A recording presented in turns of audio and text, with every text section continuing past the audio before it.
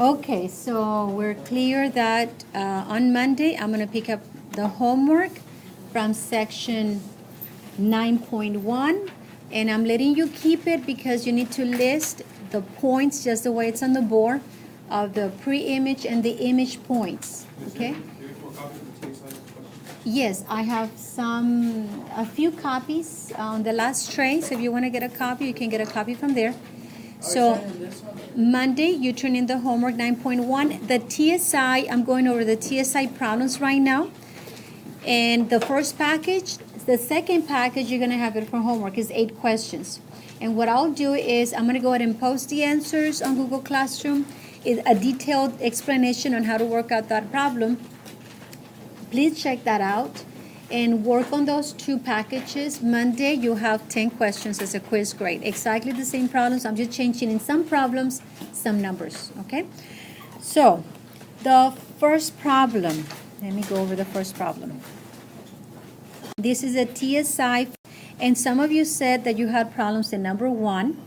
So what you need to do in number 1, this one, it's asking you to find out what is 6t.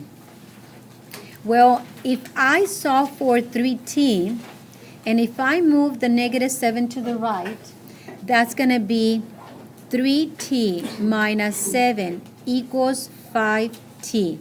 How can I leave the 3t by itself? You first add 7, because it's the opposite of 7, right? The minus 7, the opposite is plus 7. That's right, Amy. Good. And then what else? That would be 3t equals, wait a minute, the 7 doesn't have a t, right? So it's 7t plus 7. So I'm moving the 7 to the right. Now what else? Subtract the what? The 5t. See, right here, I'm following your suggestion. So I'm going to have an extra, oh, what a t here. Okay, I'm going to have an extra step that I didn't have to do it, but it's okay. So what do you get from here?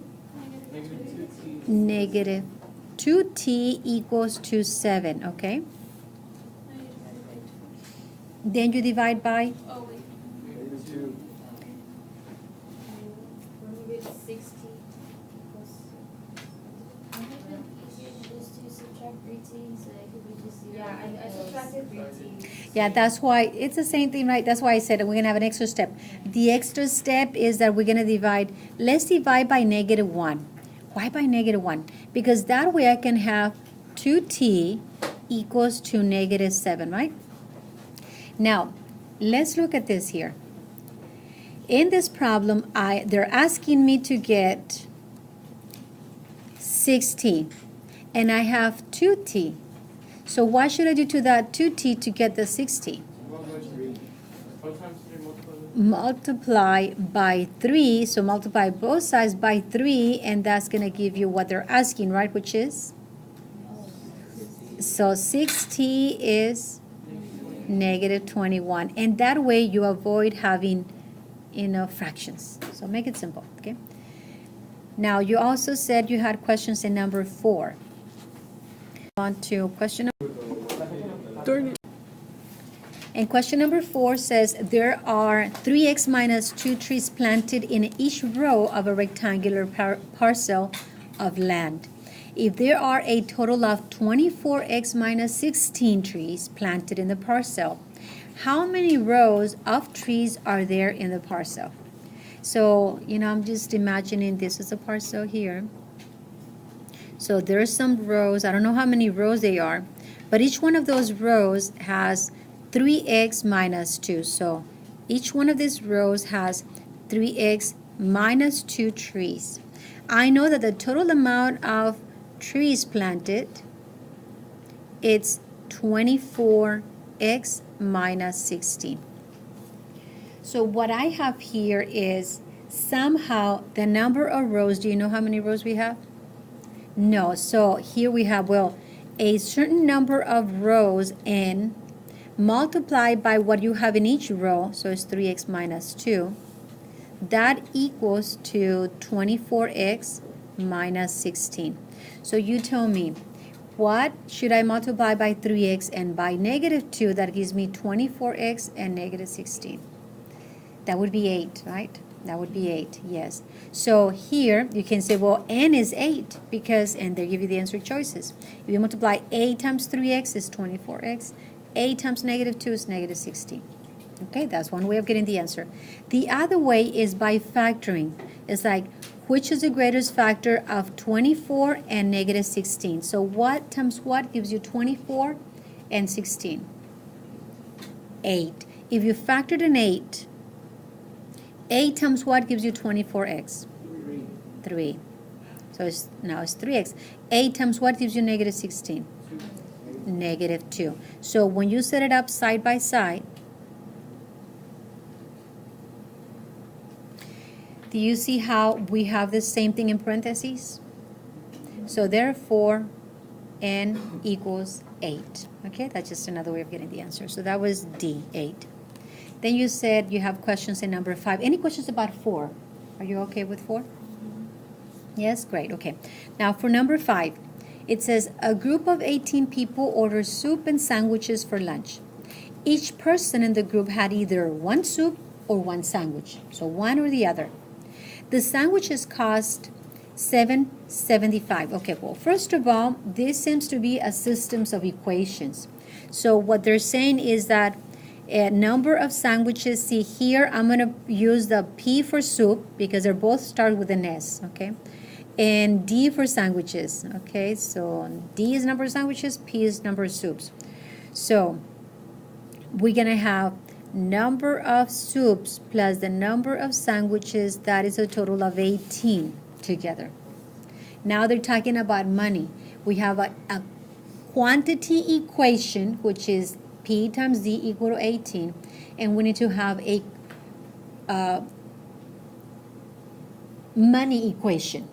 Okay, so the money equation is the one that says this is how much each sandwich costs, this is how much each soup costs, the total amount is this amount. Okay, so the amount equation would be, it says the sandwiches cost $7.75, so I'm going to put here 7.75 times the number of sandwiches, and each soup costs $4.50, so $4.50 times P, the number of soups. And it says if the total cost of all the 18 lunches was 113 with 50 cents, 113 with 50 cents.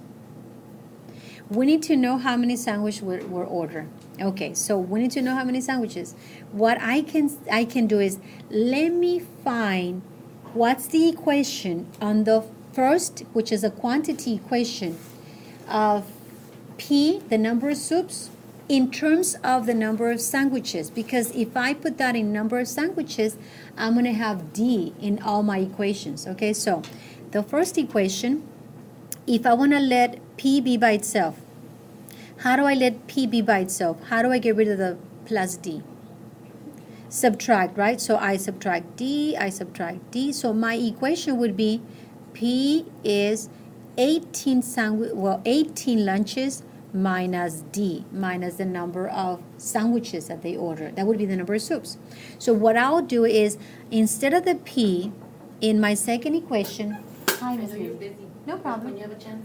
At this point, instead of P, I'm going to put what P is, which is 18 minus D. So here's going to be 4.5 times the P, which is 18 minus D, plus 7.75D equals 113.5. So now I have to solve for D because they want me to find out what is D. So let's go ahead and find what D is. Let me just move this to the side. So when you distribute, what is 4.5 times 18? How much is that? So calculators. 81, so it's going to be 81D. Good, okay. Well, not 81D. It's just 81 because it doesn't have a D. Okay, 81. And now what about 4.5 times negative D? You mean negative 4.5? D, great, okay. Next, plus 7.75 D and that equals 213 with 50 cents. Okay, so now let's combine the D's. If you combine negative 4.5 plus 7.75, how many D's is that? $3 with 25 cents times D is 113.50. Okay, perfect. Next step, I'm looking for the D. What else do I need to do? Subtract, you're right. Subtract 81. So calculators, when you subtract 81 from 113.50,